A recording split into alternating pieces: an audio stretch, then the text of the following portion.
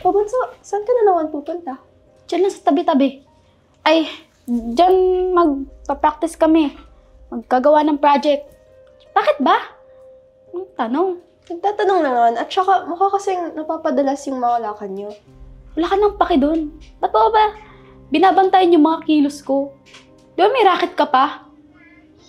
Oh, hinihintay lang sana kita para makapaglabas sana tayo. Oo na, sige mauna na ako. Huwag mo kalimutan yung sa project ko ha. Importante yun. Of course. Sige, ingat ka. Uy. Ate, akala ko ba nilibre mo kami? Tagal naman yan. Aray Kaya ah. nga, Ito promise si ka. Libre. Late ka na nga eh. Tapos, huwag mo na ngayon. Kakagastos ko lang eh. Kakabili ko lang ng iPhone 16 Pro Max. Lo, mahal nun ah. Bukas na. Bukas na tayo Yaman Bibigyan mo, ako ng allowance bukas. Uy, Uy! Ateya, Hello? kamusta? Okay lang nun. Ito, nagtatrabaho syempre. Oh, long time no see ah. Oh, ano ginagawa niya dito? Wala, nakatambay lang ng kaibigan ko. Okay. Uy, Oy! Ha? Jersey, di mo kami pinapakilala ah. Aya siya nga pala best friend ni Jersey. okay. Nice to meet you. Ayasha. My name is Althea. Sige. Nice Oh, to siya. meet you. Mauna na ako. May Sige, ingat kayo. Ingat. Uy, sure ka di mo kilala yun? Ewan ko. Siguro nakita ko na dati, pero yaman na yun. Tuloy natin yung kwento ko. Uy, di ba kapatid mo yun? Ewan ko kung bakit ganun yung pagkakilala niya sa akin. Hayaan mo na. Tara na.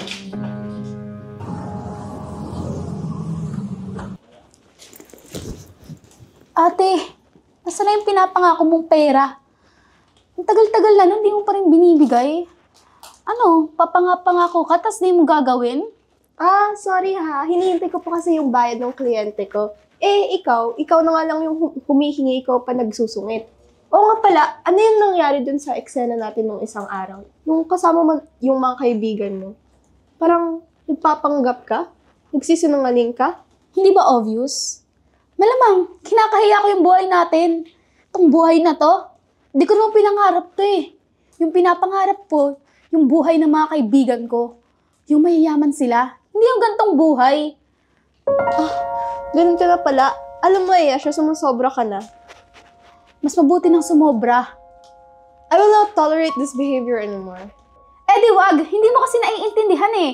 You don't understand what I'm feeling. Sa tingin mo kung alam nila yung estado ng buhay natin, sasamahan nila ako? Di ba hindi? Di ka naman ganyan dati Alam mo, mas okay na nasa labas na ako kasi walang pakilamera doon.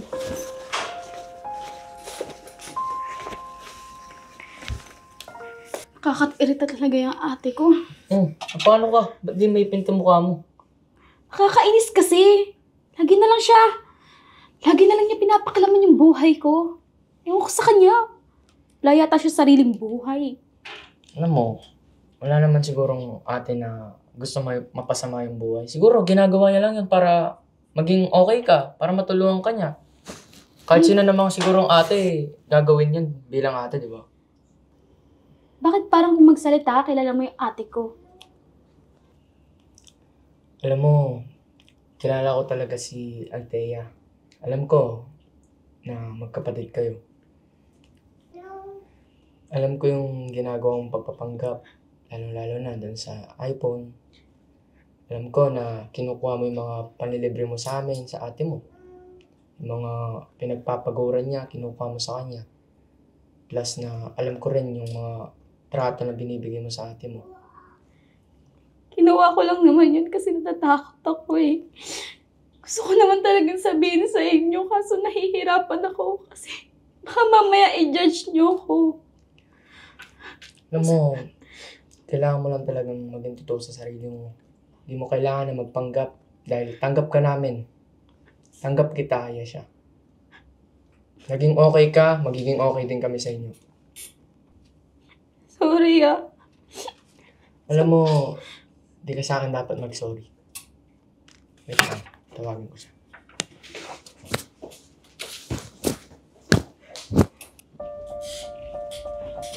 Ate, ikaw pala. Gusto ko lang po humingi ng tawad. Alam ko naman po sa sarili ko na ang dami kong nagawang mali. ka ba, Bunso? Okay lang yun. Huwag ka mag-alala. Naiintindihan ko yun. Kasi bilang ate, obligasyon ko yun. Salamat kasi napatawad mo ko. Pangako ko sa'yo, hindi na ako magpapanggap ulit. Tutulungan na kita sa lahat ng bagay. Pareho na tayong kikita. Kasi ang hirap talaga magpanggap eh.